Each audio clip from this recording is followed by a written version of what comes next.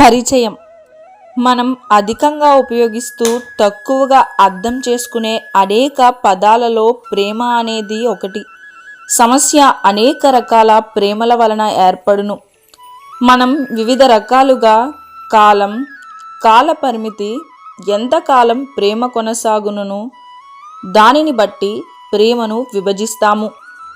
కొన్ని ప్రేమలు కొంతకాలం మాత్రమే నిలుస్తాయి, మరికొన్ని జీవితాంతం నిలిచి ఉంటాయి, మరికొన్ని శాశ్వతంగా నిలిచిపోతూ ఉంటాయి. ప్రేమికులు చాలామంది తమ ప్రేమ శాశ్వతమవ్వాలని కోరుకుంటారు, కానీ అదంతా వృధా. శరీరాల మధ్య గల ప్రేమ తప్పక తాత్కాలికమగును. ఎందుకు అనగా ప్రేమికుల శరీరాలు తాత్కాలికములు. మరి ఆత్మ గురించి ఏమిటి? ప్రేమికులు ఆధ్యాత్మిక లోకంలో కలుసుకుని మరణం లేని ప్రేమను వారు అక్కడ అనుభవించలేరా? అనుభవించవచ్చు, కానీ ఆధ్యాత్మిక లోకాన్ని చేరుకోవడం ఎలా అనేదే ప్రశ్న. అందుకు ఒక ప్రత్యేక రకమైన ప్రేమ అవసరం. అదే జీవాత్మ మరియు పరమాత్మలకు మధ్య గల ప్రేమ. నిజానికి భగవంతుణ్ణి ఎలా ప్రేమించాలను విషయాన్ని మరుచుట చేతనే మనం తాత్కాలికమైన ఒక గూడిలో బంధించబడి అసంతృప్తితో కూడిన ప్రేమ సంబంధాలను కలిగి ఉన్నాము. కనుక జీవాత్మ మరియు పరమాత్మల మధ్య గల ఆధ్యాత్మిక ప్రేమ మిక్కిలి ప్రధానం. నిజానికి ఈ ఒక్క ప్రేమ మాత్రమే శాశ్వతమైనది. ఏమైనను మనం అనుభూతి చెందు ఇతర అన్ని రకాల ప్రేమలు జీవాత్మ మరియు పరమాత్మల మధ్య గల వాస్తవ ప్రేమ వినియములకు ప్రతిబింబాలు మాత్రమే. ఈ ప్రత్యేకమైన ప్రేమ సంస్కృతంలో భక్తి అని పిలువబడును. అటువంటి ప్రేమను జాగృతపరిచే ప్రక్రియనే భక్తి యోగ ప్రేమ భక్తి కళ అంటారు. భక్తి 3 అంశాలను కలిగి ఉంటుంది: ప్రేమికుడు, ప్రేమించబడువారు మరియు ప్రేమ సంబంధం. భక్తిలో ఈ 3 శాశ్వతమైనవి. ప్రేమికుడు జీవాత్మ కూడా శాశ్వతం, ప్రేమించబడువారు పరమాత్మ కూడా శాశ్వతం. అట్టి ప్రేమ సంబంధం భక్తి కూడా శాశ్వతమైనదే. 16వ శతాబ్దంలో భక్తి యోగాలో గొప్ప అనుభవజ్ఞుడైన శ్రీల రూప గోస్వామి భక్తి తత్వం మరియు దాని సాధనకు సంబంధించి ఒక కర్ర దీపికను రచించారు. ఆయన తన ఆ గ్రంథానికి భక్తి రసామృత సింధువు అను నామాన్ని ఇచ్చిరి. చాలా కాలం ఆ గ్రంథ రహస్యాలు అతి ప్రాచీనమైన సాంస్కృతిక భాషలో సంబంధించబడినవి. అదృష్టం కొద్దీ మనకు భక్తి యోగా తత్వము మరియు దాని మెలకువలను ఎరిగినట్టి వారు ప్రస్తుత కాలంలో ఆధునిక ఆధ్యాత్మిక ఆచార్యులు పరమ పూజ్య శ్రీమద్ ఏసీ భక్తి వేదాంత స్వామి ప్రభుపాదుల వారు. ఆ గ్రంథాన్ని ఆంగ్ల భాషలోకి అనువాదించడమే కాకుండా ఆయన తన శిష్యులకు వాటి రహస్యాలలో శిక్షణను కూడా ఇచ్చిరి.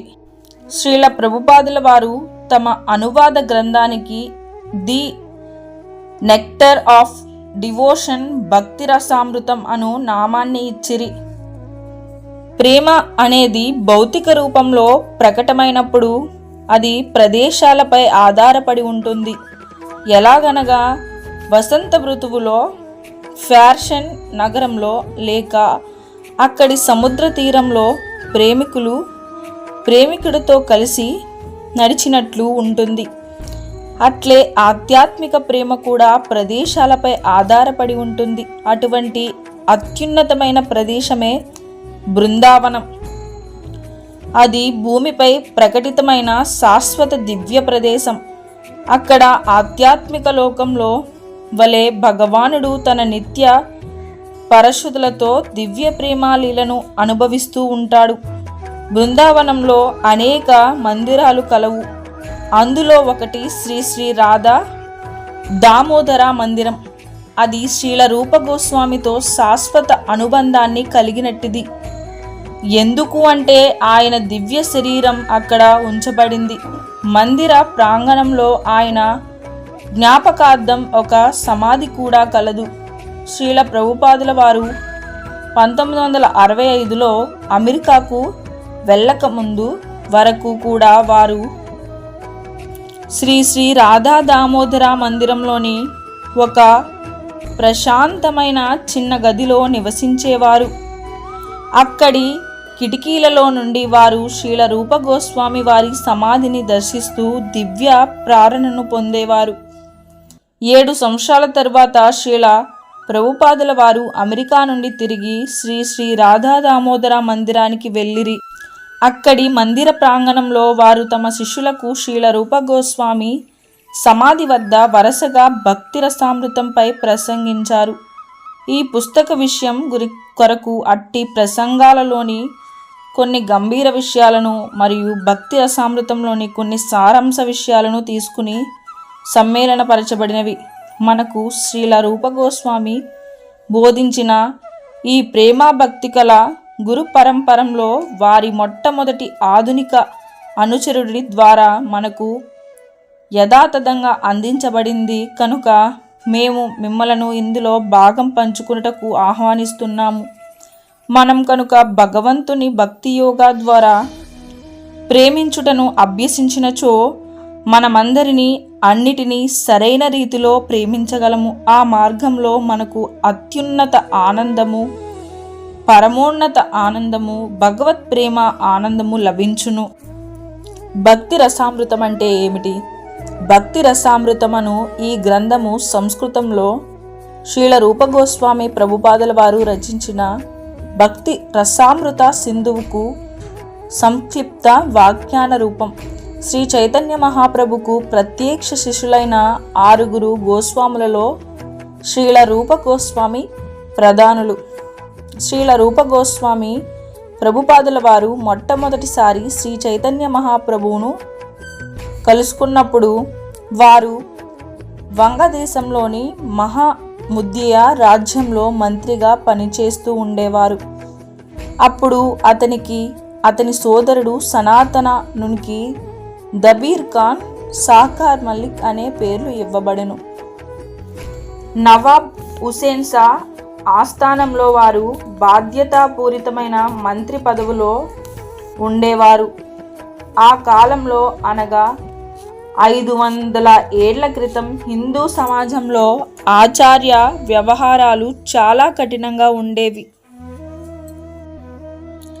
బ్రాహ్మణ కులంలో పుట్టిన వ్యక్తి మహమ్మదీయ పాలకుని వద్ద ఉద్యోగం చేసినచో వెంటనే అతడిని బ్రాహ్మణ కులం నుండి వెలివేసేవారు.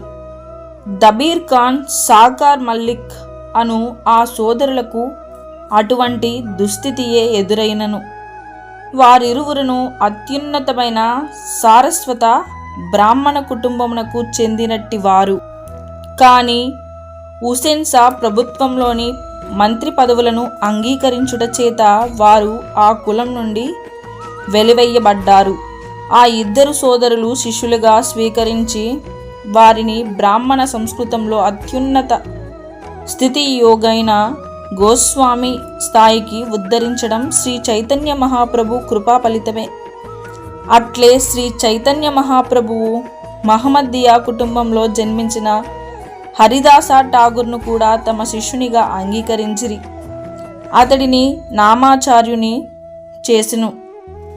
హరే కృష్ణ కృష్ణ కృష్ణ హరే హరే, హరే రామ రామ రామ హరే హరే. శ్రీ చైతన్య మహాప్రభు సిద్ధాంతం సర్వజనమైనది.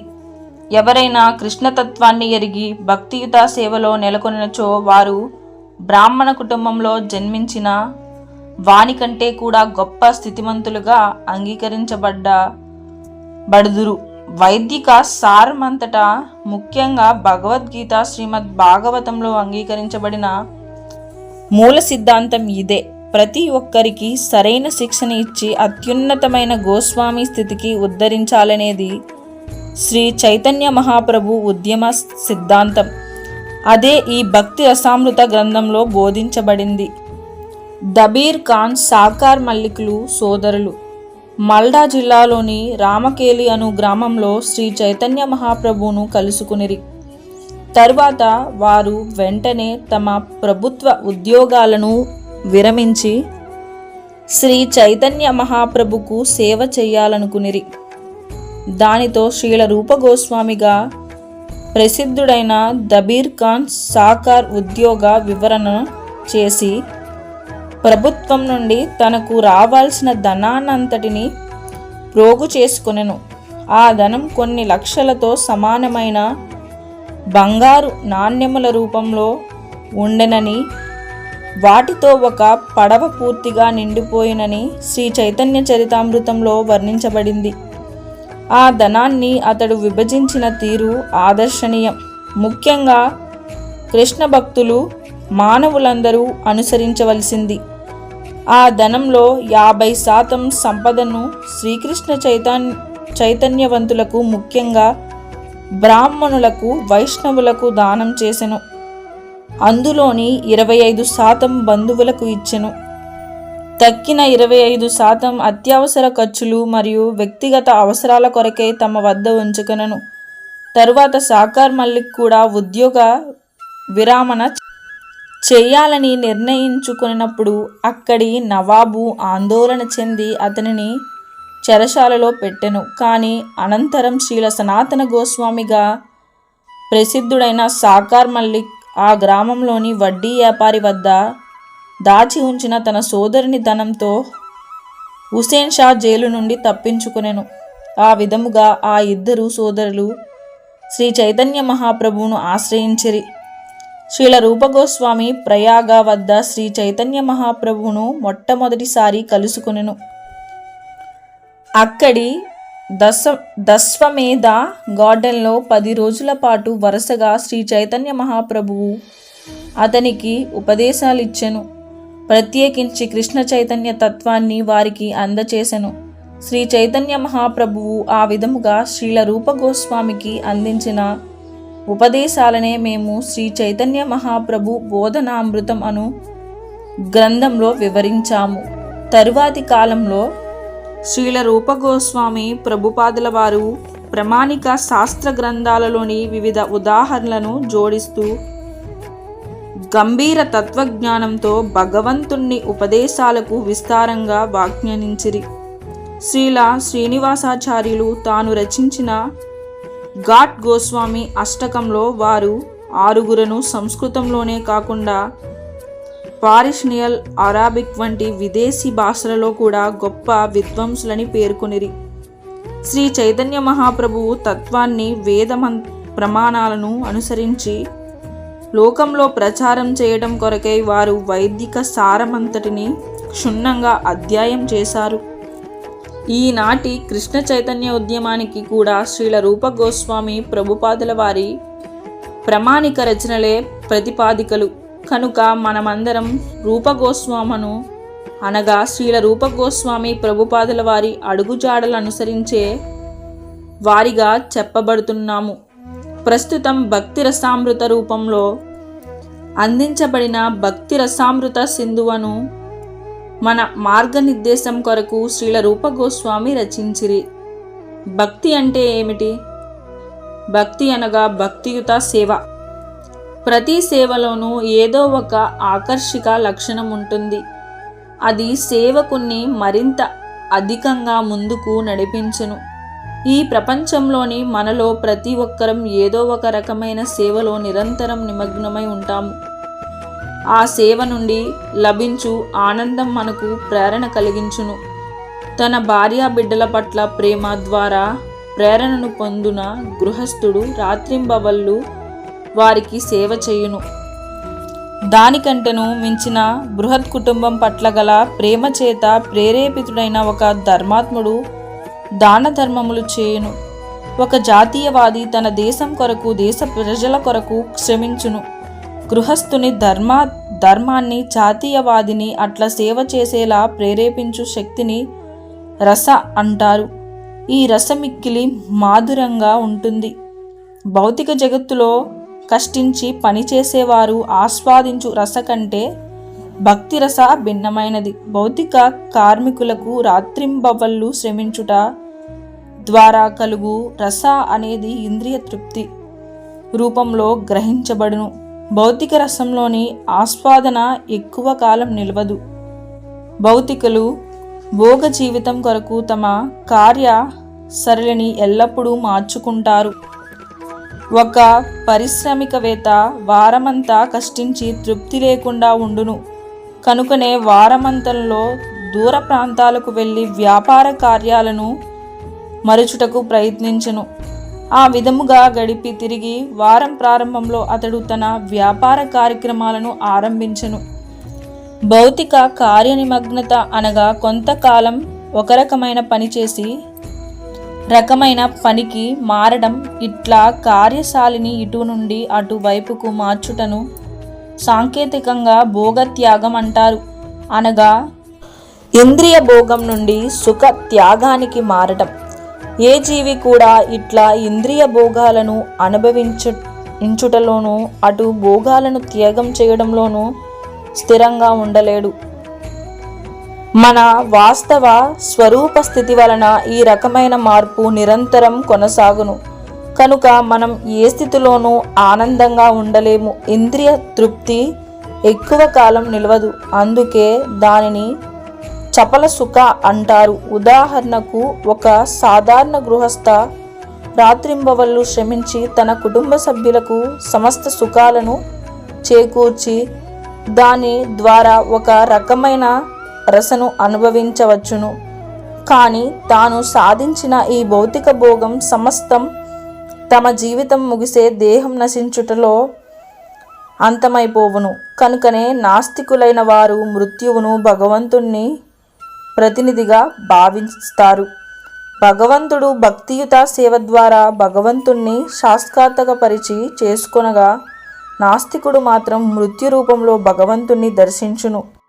మృత్యువుతో సర్వం సంప్రాప్తమైపోవును. జీవుడు మరొక నూతన స్థితిలో నూతన జీవితాన్ని అనగా ఆది పూర్వపు జీవితం కంటే ఉన్నతమైనను హీనమైనను దానిని అంగీకరించుట తప్పనిసరిగాను. జీవితంలో రాజకీయ, సాంఘిక, జాతీయ, అంతర్జాతీయ కార్యక్రమాలలో దేనినైనా స్వయం కృషి ద్వారా సాధించు ఫలితాలని మృత్యువుతో అంతమైపోవును. అది నిశ్చయం. అయితే భగవంతుని పట్ల ప్రేమతో కూడిన భక్తియుత సేవ ద్వారా అనుభూతిమగు భక్తిరస అనే మరణంతో అంతరించదు. అది శాశ్వతంగా నిలిచి ఉండును. కనుక దానిని అమృతము అంటారు. దీనినే వైదిక సారమంతటా నిర్ధారించి చెప్తున్నది.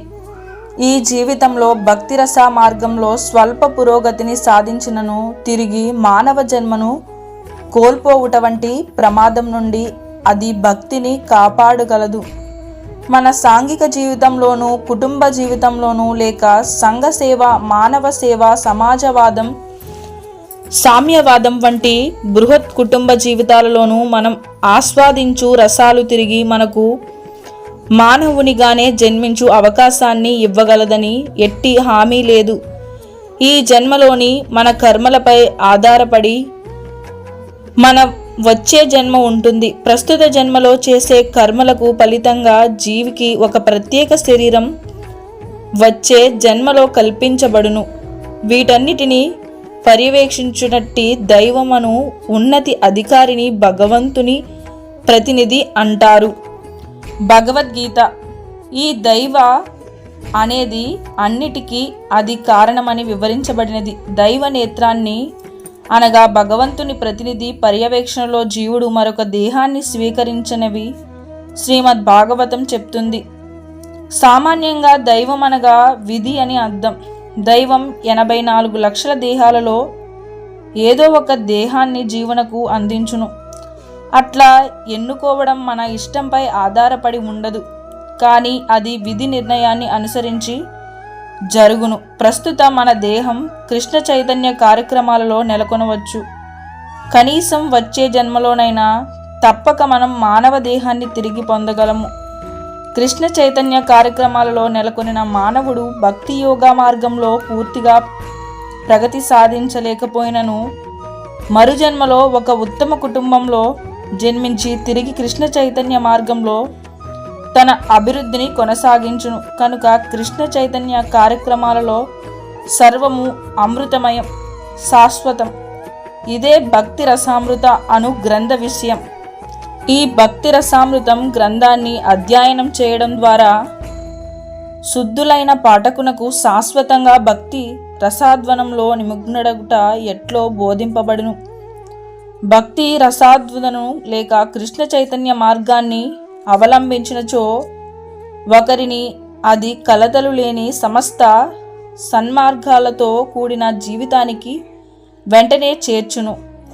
అది ముక్తి విలువలను తగ్గించి ఉన్నతమైన ఆధ్యాత్మిక జీవితాన్ని ప్రసాదించును.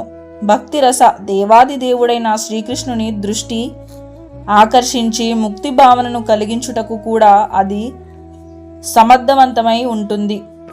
సాధారణంగా ప్రారంభిక భక్తుడు దేవాది దేవుడైన శ్రీకృష్ణుని చూచుటకు ఆరాటపడుతుంటాడు. కానీ ఆ దేవాది దేవుణ్ణి బద్ధ ఇంద్రియాలతో చూచుట గాని గ్రహించుట గాని జరగదు.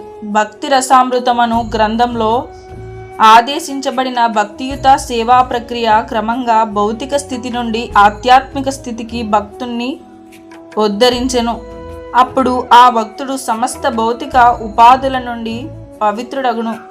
నిరంతరం భక్తి రసను ఆస్వాదించుట చేత ఇంద్రియాలు పవిత్రమైన ఆ ఇంద్రియాలు భక్తియుత సేవలో నెలకొనినప్పుడు ఆ వ్యక్తి భక్తి రస జీవితంలో సుస్థిరుడగును.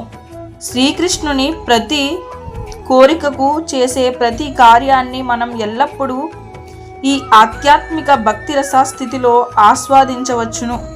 ఒక వ్యక్తి ఆ విధంగా భక్తియుత సేవలో నెలకొనినప్పుడు అన్ని రకాల రసాలు నిత్యములగును. భక్తుడు ఆరంభంలో ఆధ్యాత్మిక ఆచార్యుని పర్యవేక్షణలో వివిధ విధానాలను అనుసరించి శిక్షణ పొందుతూ క్రమేణా ఉన్నత స్థితిని సాధించినప్పుడు భక్తియుత సేవ అనేది అతనికి సహజం, స్వచ్ఛమైనదై శ్రీకృష్ణుని సేవించుట కొరకు సహజంగానే ఉత్సాహాన్ని కనబరుచును.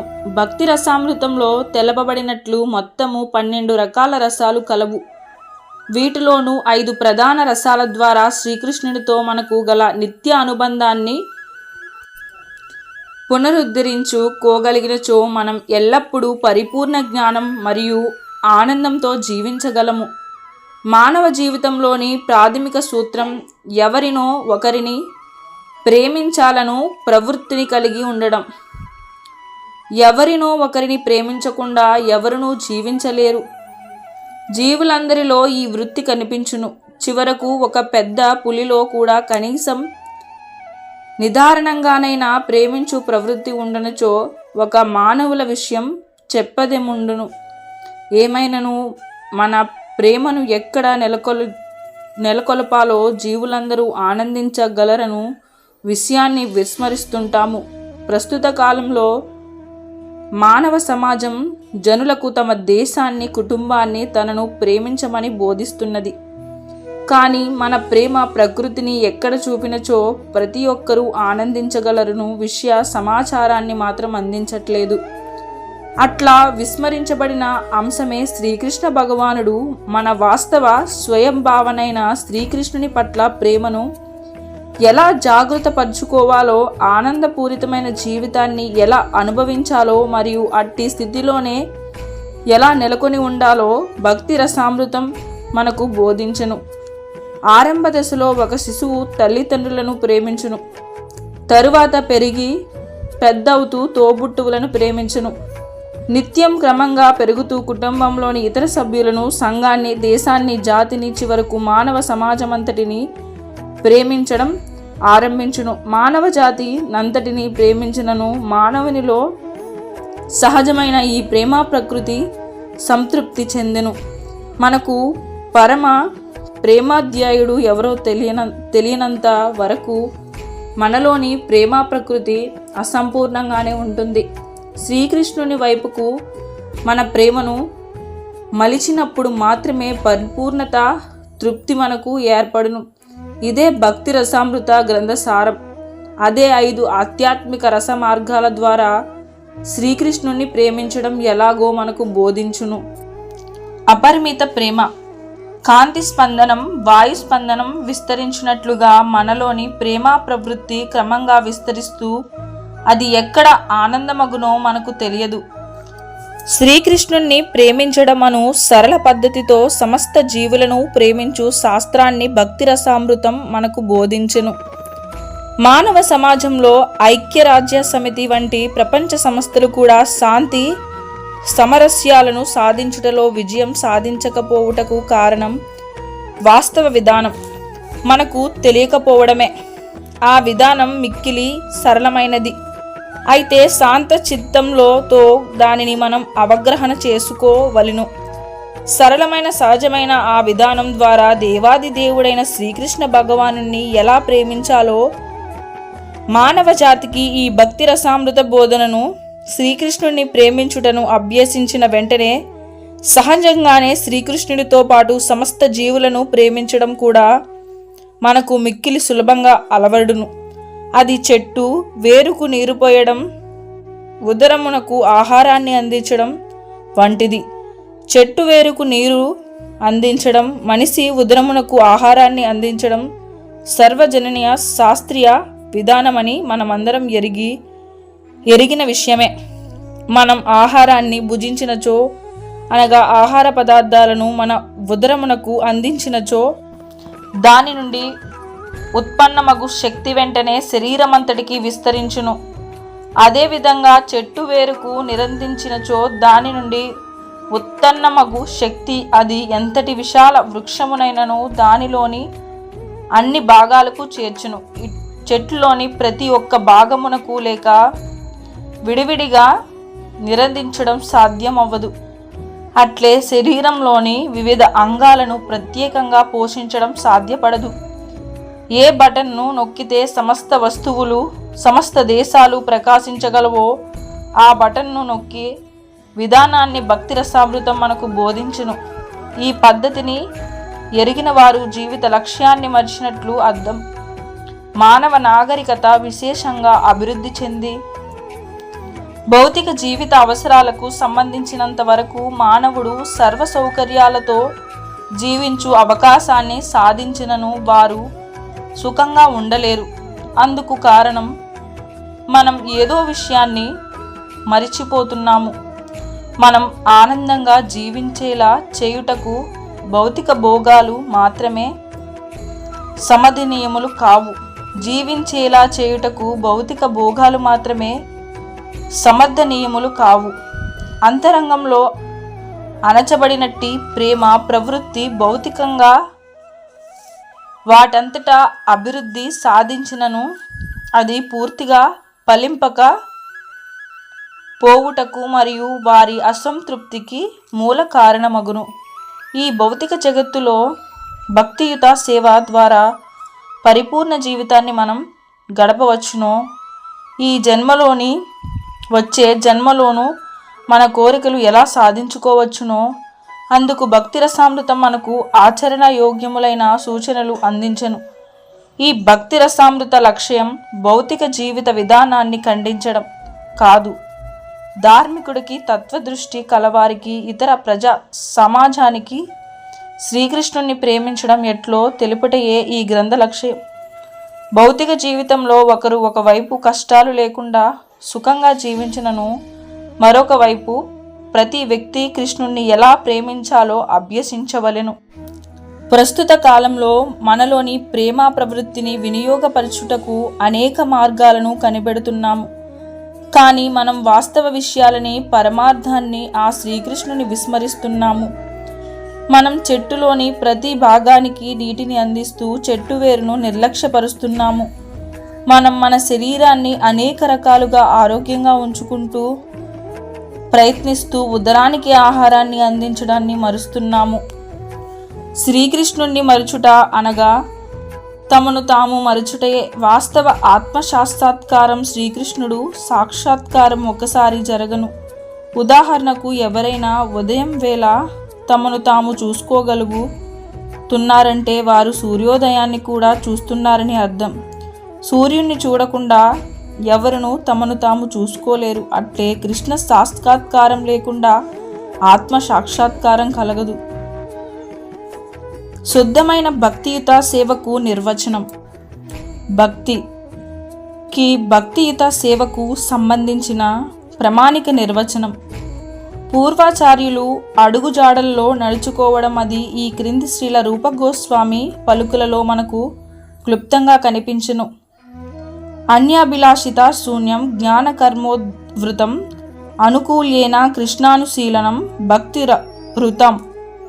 ఒకరు పరిపూర్ణంగా కృష్ణ చైతన్యంలో నెలకొని శ్రీకృష్ణుని అనుకూల పద్ధతిలో సేవించుటను ఉత్తమ భక్తియుత సేవ అంటారు. అనగా ప్రతికూల పద్ధతులలో కూడా ఒక వ్యక్తి కృష్ణ చైతన్యంలో నెలకొనుటకు అవకాశం ఉండునని వ్యాఖ్యానం, కానీ దానిని శుద్ధ భక్తునిగా పరిగణించుటకు వీలు లేదు. శుద్ధమైన భక్తియుత సేవలోనే అనేక భౌతిక భోగాలపై కోరిక మరియు ఇంద్రియ తృప్తి పట్ల ఆసక్తి ఏమాత్రము ఉండరాదు. ఇట్టి కోరికలు, ఆసక్తులు కార్యకర్మాల ద్వారా మనలో కల్పనల ద్వారా పెరుగుతున్న సాధారణంగా జనులు భౌతిక ప్రయోజనాలను సాధించుట కొరకు వివిధ రకాల కర్మలలో నెలకొంటున్నారు. తత్వకులు చాలామంది ఆధ్యాత్మిక సాక్షాత్కారం విషయంలో మాటల గారడితో కూడిన పెద్ద పెద్ద గ్రంథాలను రచిస్తున్నారు. శుద్ధ భక్తులు ఎల్లప్పుడూ అట్టి కార్యక్రమాలకు, తాత్కాలిక జ్ఞాన ప్రతిపాదనలకు దూరంగా ఉండవలెనను సహజమైన ప్రేమాయుత సేవతో ప్రామాణికులుగా నుండి శ్రీకృష్ణ చైతన్యాన్ని లేక శుద్ధమైన భక్తియుత సేవను అభ్యసించాలి. శ్రీకృష్ణుని సేవయే భక్తి సారం. భక్తియుత సేవ ఒక రకమైన సాధన.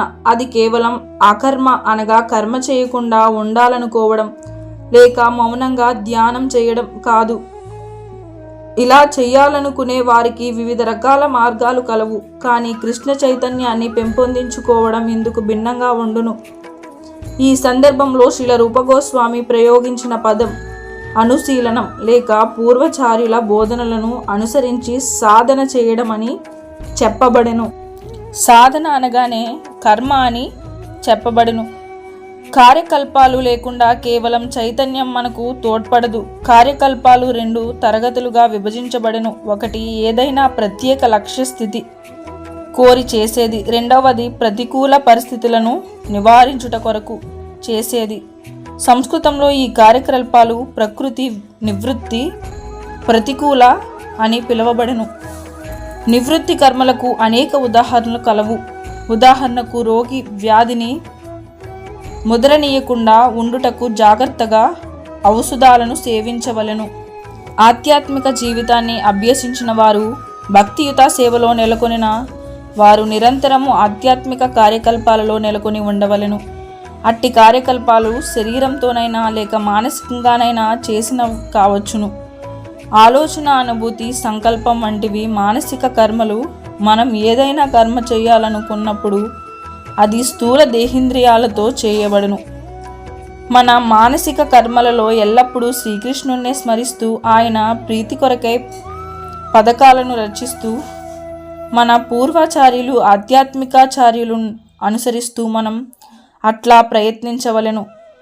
కర్మలు అనగా దేహ కర్మలు, మానసిక కర్మలు, వాంఛ కర్మలు. కృష్ణ చైతన్యవంతుడు తన వాక్కులను భగవంతుని మహిమలను వర్ణించుటకు వినియోగించుచును.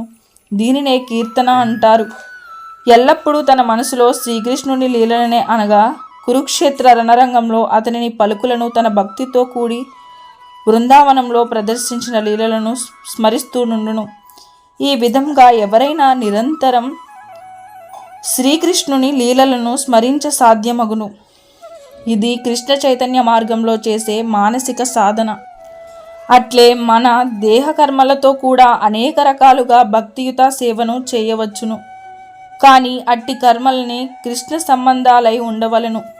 గురు శిష్య పరంపరంలో శ్రీకృష్ణునకు ప్రత్యక్ష ప్రతినిధి అయిన తన ఆధ్యాత్మికాచార్యుని ఆశ్రయించినప్పుడే శ్రీకృష్ణుడితో అట్టి అనుబంధం ఏర్పడును. కనుక శరీరంతో చేయబడు కృష్ణ చైతన్య కార్యక్రమాలు గురువు నిర్దేశించినవై ఉండవలెను. విశ్వంతో వానిని అతడు ఆచరింపవలెను. గురువుతో శిశువునకు ఏర్పడు అనుసంబంధాన్ని దీక్ష అంటారు. ఆధ్యాత్మికాచార్యుడు మంత్రదీక్షను ఇచ్చిన రోజు నుండి శిష్యునికి శ్రీకృష్ణుడితో అనుబంధం ఏర్పడును. ప్రామాణికుడైన ఆధ్యాత్మికాచార్యుని నుండి దీక్షను గ్రహించినప్పటి నుంచి కృష్ణ చైతన్యంతో వాస్తవ సంబంధం వారెన్నటికీ ఏర్పడదు. కృష్ణ చైతన్య సాధన భౌతిక కర్మ కాదు. దేవాది దేవుడికి మూడు రకాల శక్తులు కలవు. అవి బాహిరక శక్తి, అంతర్గత శక్తి, తటస్థ శక్తి. జీవులందరూ తటస్థ శక్తిగా పిలువబడతారు. భౌతికమైన ఈ విశ్వమంతా ఆయన బహిరంగ లేక భౌతిక శక్తికి సంబంధించింది. ఆధ్యాత్మిక జగత్తు అంతరంగ శక్తిచే ఆరంభించును. జీవాత్మలు తటస్థ శక్తి నూన్య బాహిరంగ శక్తికి లోబడి భౌతిక కర్మలను చేస్తూ ఉంటారు. వారు తమ కర్మలను అంతరంగ శక్తికి లోబడి చేయనారంభించినచో అట్టి కర్మలు కృష్ణ చైతన్యములుగా పిలువబడును. అనగా మహాత్ముడు మహాభక్తులు బాహిరంగంగా శక్తికి లోబడి కర్మలను చేయకుండా అంతరంగంగా శక్తి సంరక్షణలోనే కర్మలు చేస్తూ ఉంటారు. భక్తియుత సేవ లేక కృష్ణ చైతన్యంతో చేయు కర్మలన్నీ ప్రత్యక్షంగా అంతరంగ శక్తి నియంత్రణలో ఉండెను. అనగా శక్తి అనేది ఒక రకమైన బలం. ఇది ప్రామాణిక ఆధ్యాత్మికాచార్యుని మరియు శ్రీ కృష్ణుని అనుగ్రహంతోనే సిద్ధించును. శ్రీకృష్ణదాస కవిరాజు గోస్వామి రచించిన శ్రీ చైతన్య చరితామృతంలో భాగ్యశీలైన జీవి శ్రీకృష్ణుని అనుగ్రహం చేతనే ఒక ప్రామాణిక ఆధ్యాత్మికాచార్యుని కలుసుకోగలను అని శ్రీ చైతన్య మహాప్రభు తెలిపెను. ఆధ్యాత్మిక జీవితం పట్ల శ్రద్ధ కలిగిన వ్యక్తికి ప్రామాణిక ఆధ్యాత్మికాచార్యుని సాంగత్యం పొందుటకు కావాల్సిన బుద్ధిని శ్రీకృష్ణుడే ప్రసాదించును. తరువాత ప్రామాణికుడైన ఆధ్యాత్మికాచార్యుని అనుగ్రహంతో ఆ వ్యక్తి కృష్ణ చైతన్యంలో పురోగమించును. ఈ విధంగా కృష్ణ చైతన్య మార్గం పూర్తిగా అంతరంగ శక్తి అనగా ప్రత్యక్షంగా శ్రీకృష్ణుని మరియు ఆధ్యాత్మికాచార్యుని ఆధీనంలో ఉండును. కృష్ణ చైతన్య మార్గం పూర్తిగా అంతరంగ శక్తి అనగా ప్రత్యక్షంగా శ్రీకృష్ణుని మరియు ఆధ్యాత్మికాచార్యుని ఆధీనంలో ఉండును. శుద్ధ భక్తునికి నిర్వచనం. భక్తి రసామృత సింధువులో శ్రీ రూపగోస్వామి శుద్ధ భక్తునికి ఇట్లా క్లుప్తంగా నిర్వచనం చెప్పెను. అతని సేవ ఎల్లప్పుడూ శ్రీకృష్ణునికి సంబంధించినదిగాను అనుకూలమైనదిగాను ఉండును. అట్టి కృష్ణ చైతన్య కార్యక్రమాలు పవిత్రంగా ఉండుటకు భక్తుడు సమస్త భౌతిక వాంఛలకు తాత్కాలిక చర్చలకు దూరంగా ఉండవలను. భగవత్ సేవకు సంబంధించని ఇతర వాంఛలన్నీ భౌతిక వాంఛలుగానే పరిగణించబడ్డాయి. తాత్కాలిక చర్చలు అనగా ఊహాగానాలను చేస్తూ చివరకు సర్వము శూన్యం లేక నిరాకారమను భావనకు చేరుకోవడం. ఇట్టి నిర్ణయం కృష్ణ చైతన్యవంతునకు ఉచితం కాదు. మిక్కిలి అరుదుగా తాత్కాలిక చర్చలకు ఫలితంగా ఒక వ్యక్తి వాసుదేవుడు శ్రీకృష్ణుడే తనకు ఆరాధ్యుడను నిర్ణయమునకు వచ్చెను. ఈ విషయము భగవద్గీత 7వ అధ్యాయము 19వ శ్లోకంలో చెప్పబడుతుంది. కనుక తాత్కాలిక చర్చలకన్నిటికీ అంతిమ ఫలం శ్రీకృష్ణుడు అయి ఉండవలెను. శ్రీకృష్ణుడే సర్వస్వం, సర్వకారణ కారణమని ఎరిగి శరణాగతి చేసుకోవలెను. ఈ పరమ లక్ష్యాన్ని చేరుకున్నప్పుడు తాత్కాలిక చర్చ అనుకూలమగు అలక కాకుండా అట్టి ఊహాగానాలు శూన్యవాదుని నిరాకారవాదుని చేరుకొనవచ్చు. అది భక్తి అనబడదు. కర్మ లేక సాకర్మ వైదిక మతకర్మలు కాకుండా కొన్నిసార్లు అర్థం చేసుకోబడును. వైదిక గ్రంథాలలో వివరించబడిన మతకర్మల వలన ఆకర్షించబడువారు ఎక్కువగా ఉంటారు. కానీ శ్రీకృష్ణుని అవగాహన చేసుకోవడం కేవలం మతకర్మలు కావడం పట్లనే ఆసక్తి చూపేవారి కర్మలు కృష్ణ చైతన్య మార్గానికి ప్రతికూలములు. నిజానికి కృష్ణ చైతన్యం అనేది కేవలం శ్రీకృష్ణుని గురించిన శ్రవణం, శ్రీకృష్ణుని గురించిన కీర్తనం, శ్రీకృష్ణుని గురించిన స్మరణం వంటి అంశాలపైనే ఆధారపడి ఉండును. శ్రీమద్ భాగవతంలో ఇట్టి 9 రకాల వివిధ ప్రక్రియలు వర్ణించబడినవి. ఇవే కాకుండా తనకి కర్మలన్నీ కృష్ణ చైతన్య మార్గానికి ప్రతికూలములే. శ్రీల రూప గోస్వామి నారద పంచరంధ్రం అను గ్రంథం నుండి ఈ క్రింది విధంగా భక్తికి నిర్వచనాన్ని ఉదాహరించిరి. సర్వోపాధి విరుముక్తం తాత్పర్తేన నిర్మూలం వృషికేన వృషికేశ శ్రవణం భక్తి రుచ్యతే.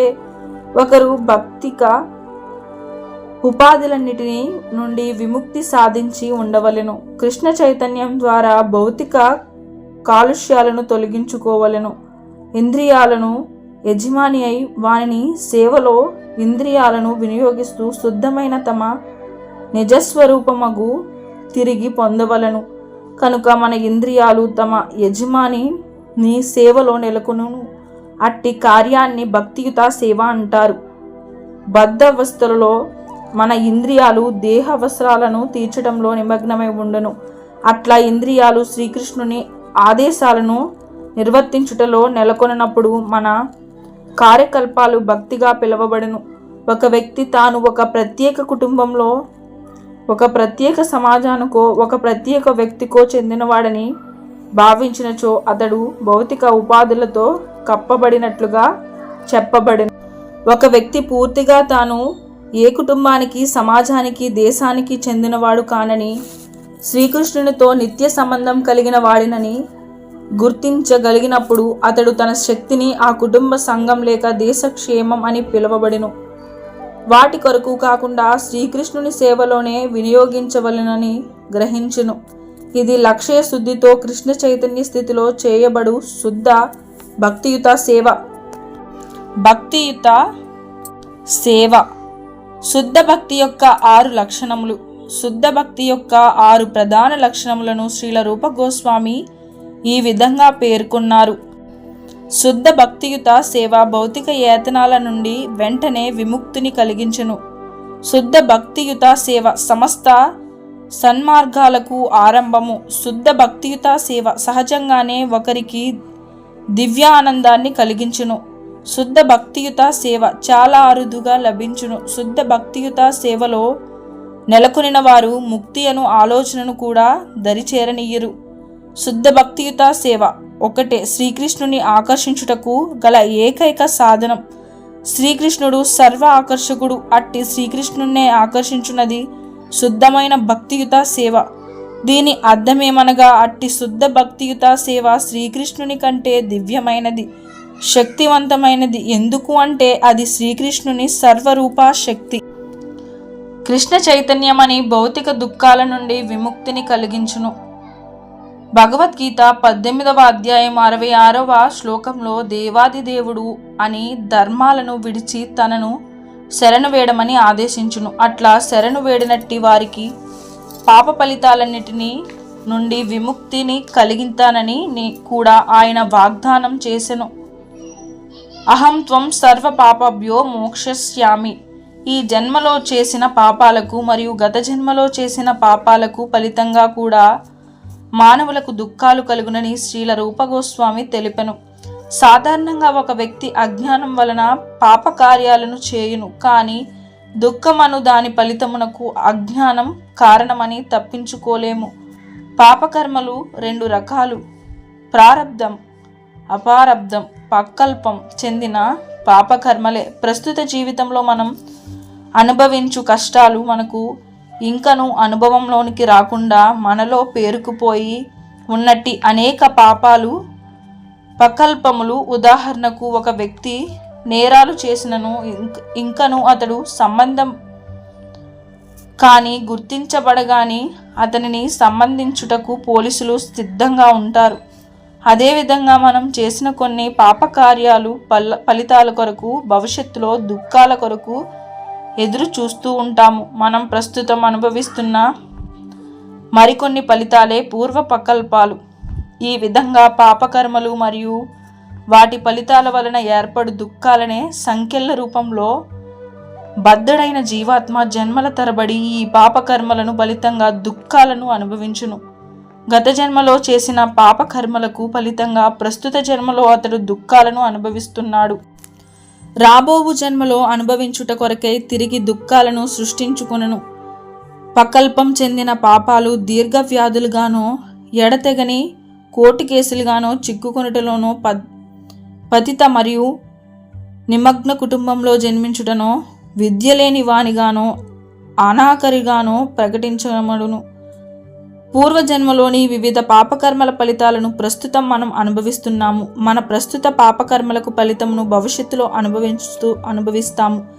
కానీ ఈ పాప ఫలితాలన్నిటినీ కృష్ణ చైతన్య మార్గాన్ని అనుసరించి వెంటనే అరికట్టవచ్చు. దీనిని బలపరుస్తూ శ్రీల రూప గోస్వామి శ్రీమద్ భాగవతంలో 11వ స్కందము 14వ అధ్యాయము 19వ శ్లోకంలోని ఒక శ్లోకాన్ని ఉదాహరించిరి.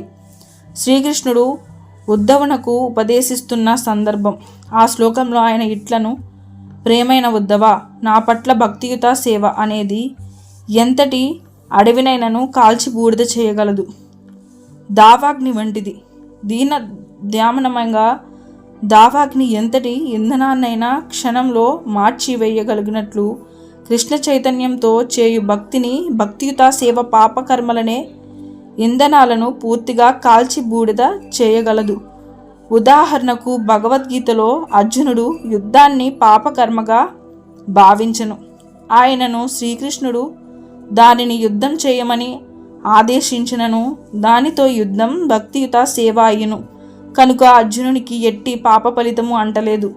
శ్రీల రూపగోస్వామి శ్రీమద్ భాగవతం 3వ స్కందము 33వ అధ్యాయము 6వ శ్లోకం నుండి మరొక శ్లోకాన్ని ఉదహరించెను. అందులో సాంఖ్యయోగమును బోధించిన శ్రీకృష్ణుని అవతారము తన కుమారుడైన కపిల భగవానునితో దేహావుతి ఇట్లనును, ఏ ప్రభు, శ్రవణం కీర్తనం వంటి 9 రకాల భక్తియుత సేవ విధానాలు కలవు.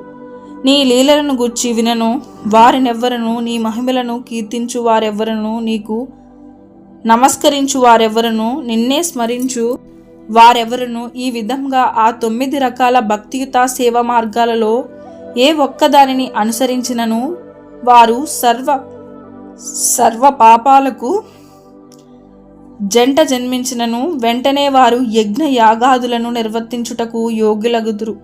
కనుక పూర్తి కృష్ణ చైతన్యంతో ఎవరైనా భక్తియుత సేవలో నెలకొనినచో అట్టివారు ఎలా పవిత్రుడు కాకుండా ఉండును? అది అసంభవం కదా. కృష్ణ చైతన్యం మరియు భక్తియుత సేవలలో నెలకొనిన వ్యక్తి నిస్సందేశంగా సమస్త భౌతిక పాపకర్మల నుండి విముక్తుడు కాగలడు. కనుకనే భక్తియుత సేవ సమస్త పాపకర్మల ఫలితాలను నిర్మించే శక్తి కలిగినది. సహజంగానే భక్తుడైన వాడు పాపకర్మలను చేయకుండా జాగ్రత్త వహించెను. అది అతని విశిష్ట లక్షణం. అట్లా ఒకరు సర్వ పాపాలకు కుక్క మాంసాన్ని తినినవారు ఇంట జన్మించినను భక్తియుత సేవ ద్వారా వేద విహితమైన యజ్ఞాలను క్రతువులను చేయుటకు యోగ్యులు కావచ్చని శ్రీమద్ భాగవతం చెప్తుంది. దీని ద్వారా సోపకల్పుల ఇంటి జన్మించిన వ్యక్తి సాధారణంగా యజ్ఞయాగాలను నిర్వర్తించుటకు యోగ్యులు కారని తెలుస్తున్నది. వేద కర్మలను నిర్వర్తించు అధికారం గల పురోహిత వర్గము బ్రాహ్మణ వర్ణముగా పేర్కొనబడినది. ఒక వ్యక్తి బ్రాహ్మణుడు కాకుండా ఈ కర్తృవులను నిర్వర్తించరాదు. పూర్వజన్మ కర్మఫలాల వలన ఒక వ్యక్తి బ్రాహ్మణ కుటుంబంలో గాని సునక మాంసాన్ని భుజించు స్వాపల కుటుంబంలో గాని జన్మించును.